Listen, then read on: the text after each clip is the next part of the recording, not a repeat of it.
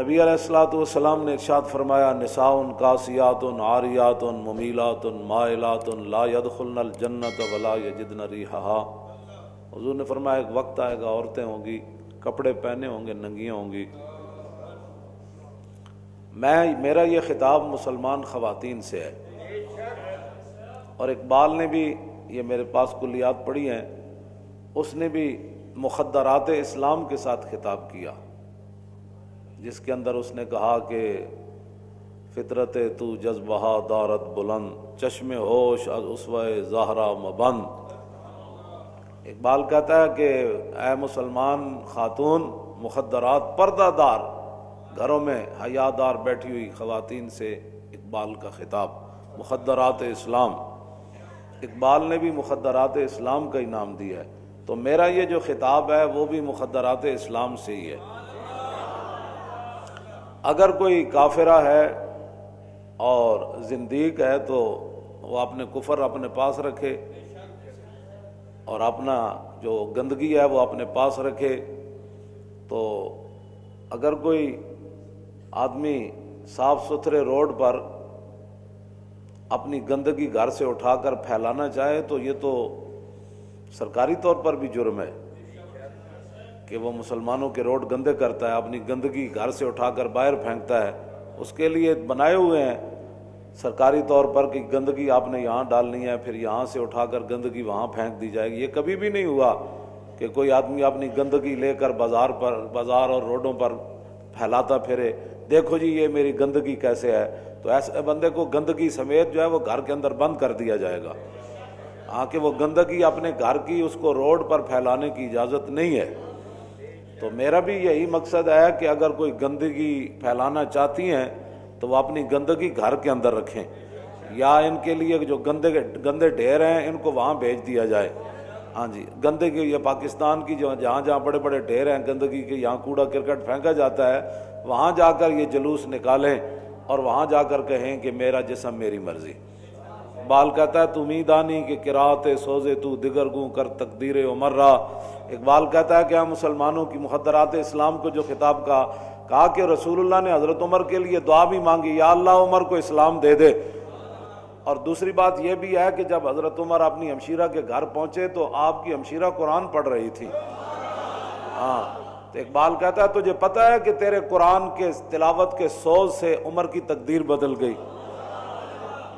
تو مسلمان جو عورتیں ہیں، میرا خطاب ہے ان سے، اگر کوئی گندگی پاکستان میں پھیلانا چاہتی ہیں تو وہ کسی اور جگہ چلی جائیں۔ پاکستان تو گندگی پھیلانے کے لیے نہیں بنا، پاکستان آوارہ گردی کے لیے نہیں بنا، پاکستان قرآن اور حدیث کے خلاف نعرے لگانے کے لیے نہیں بنا، پاکستان تو قرآن اور حدیث کی عظمت اور شان کے لیے بنا، اللہ اور رسول کے فرامین پر عمل کرنے کے لیے بنا، اور رسول اللہ کے دین کو تخت پر لانے کے لیے بنا، اور کسی کو گندگی بکھیرنے کی اجازت نہیں ہے۔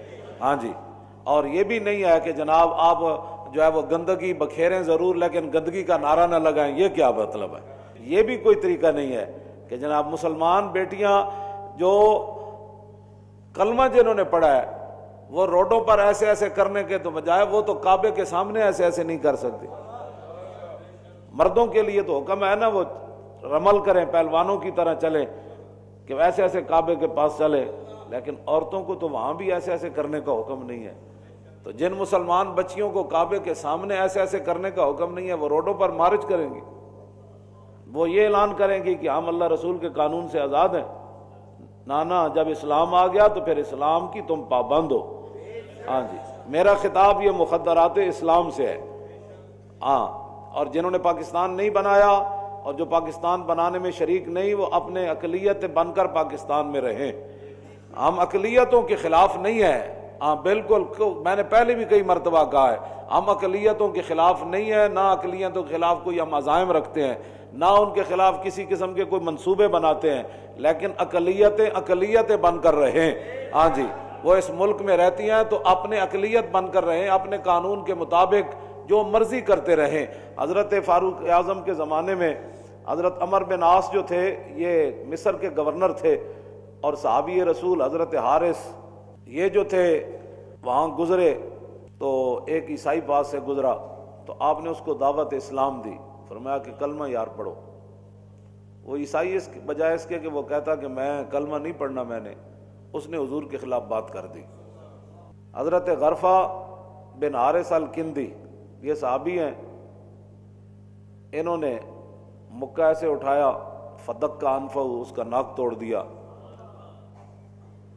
اور پھر فقتلہ غرفۃ، پھر صحابی رسول نے اس عیسائی کو قتل بھی کر دیا۔ فرفع الی عمرو بن العاص، پھر مقدمہ حضرت عمر بن عاص کے پاس چلا گیا، تو آپ نے فرمایا آتیناہم العہد، فرمایا یہ تو ہماری اقلیت ہیں، ہم نے تو ان کو تحفظ میں رکھا ہوا ہے، آپ نے اقلیت کو کیوں قتل کر دیا؟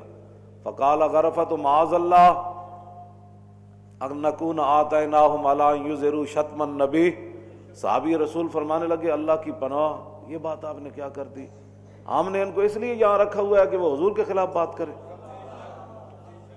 انما آتیناہم العہد، ہم نے ان کو یہ وعدہ کر رکھا ہے ان کے ساتھ کہ یہ اپنے عبادت گاہوں میں جائیں، یقولون ما بدا فیہم، جو مرضی اپنی عبادت گاہوں میں جا کر کریں، ہمیں اس پر کوئی اعتراض نہیں۔ وَاللَّہ نَحْمِلَهُمْ مَا لَا يُطِيقُونَ، اور ہم ان پر اس قسم کا ٹیکس کبھی نہیں لگائیں گے کہ جس کی یہ طاقت نہیں رکھتے۔ اور وَإِنْ أَرَادَهُمْ عَدُوٌّ قَاتَلْنَاهُمْ مِنْ وَرَائِهِمْ، اور اگر کوئی باہر سے آ کر ان پر حملہ آور ہوگا تو ہم ان کے آگے کھڑے ہو کر ان کا دفاع کریں گے۔ اور ہم نے ان کو یہ وعدہ دے رکھا ہے کہ اپنے احکام کے مطابق جیسے مرضی زندگیاں بسر کریں، ہاں اگر یہ چاہیں کہ ہم اللہ رسول کے حکم کے مطابق ان کے درمیان فیصلہ کریں تو پھر ہم اپنے قانون کے مطابق ان کے درمیان فیصلے کریں گے اگر یہ چاہیں۔ اور وَإِنْ غَيَّبُوا عَنَّا، اور اگر یہ ہمارا ملک چھوڑ کر جانا چاہتے ہیں تو لَمْ نَارِدْ لَهُمْ فِيهَا، ہم ان کے درمیان رکاوٹ بھی نہیں بنیں گے۔ یہ ہم نے ان کو یہاں حقوق دے رکھے ہیں، اپنے چرچوں میں جائیں، اپنی عبادتوں میں کانوں میں جائیں، جو مرضی کریں، اپنے رہن سہن، اپنے کپڑے جو مرضی یہ پہنیں، اور ہمارے ملک کے اندر ان پر کوئی زیادتی کرے گا تو ہم ان کا دفاع کریں گے، یہ اپنے دستور کے مطابق زندگیاں گزاریں۔ اور اگر یہ ہمارا ملک چھوڑنا چاہتے ہیں تو ہم ان کو روکیں گے بھی نہیں، جدھر دل کرے چلے جائیں۔ تو یہ ساری باتیں یہ تو ٹھیک ہے، لیکن ہم نے ان کو اس لیے پناہ نہیں دے رکھی کہ ہمارے آقا و مولا کے خلاف بات کریں۔ جب حضرت غرفہ بن حارث الکندی نے حضرت عمر بن عاص کے سامنے یہ گفتگو کی نا کہ آپ مجھے کیا بات کر رہے ہیں کہ ہم نے ان کو معاہدہ دے رکھا ہے، تو قال صدقتا، عمر بن عاص کہنے لگے بالکل ٹھیک بات آپ نے کہی ہے۔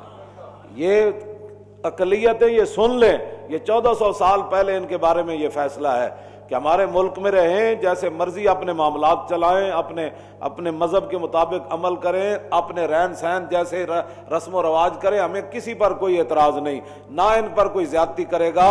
لیکن ہم نے ان کو اس لیے پناہ دے کر نہیں رکھی ہوئی کہ وہ دین کا مذاق اڑائیں، اس لیے ہم نے ان کو پناہ نہیں دے کر رکھی ہوئی کہ ہمارے خواتین، پردہ دار مسلمان عورتیں، حیادار عورتوں کو یہ غلط پٹیاں پڑھائیں کہ جسم میرا تو مرضی میری۔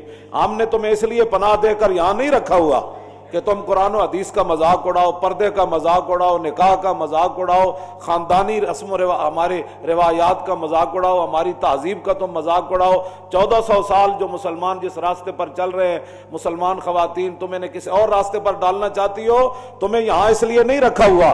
ہاں یہ بات یاد رہے، بالکل میں علل اعلان یہ بات کر رہا ہوں۔ ہم نے تمہیں یہاں اس لیے نہیں پناہ دے کر رکھی ہوئی، ہم نے اس لیے رکھا ہوا ہے جیسے تم اپنے مذہب کے مطابق عمل کرو۔ لیکن اگر تم روڈوں پر نکل کر یہ کام کرو گی نا کہ ہمارا جسم ہماری مرضی، تو اس کی اجازت تمہیں نہیں ہے، ہرگز نہیں ہے تمہیں اس کی اجازت، ہرگز نہیں ہے۔ اوپر سے لے کر نیچے تک سب سن لے، ہم کو ان کو پناہ اس لیے نہیں دے رکھی کہ یہ اسلام کے خلاف بک بک کرے۔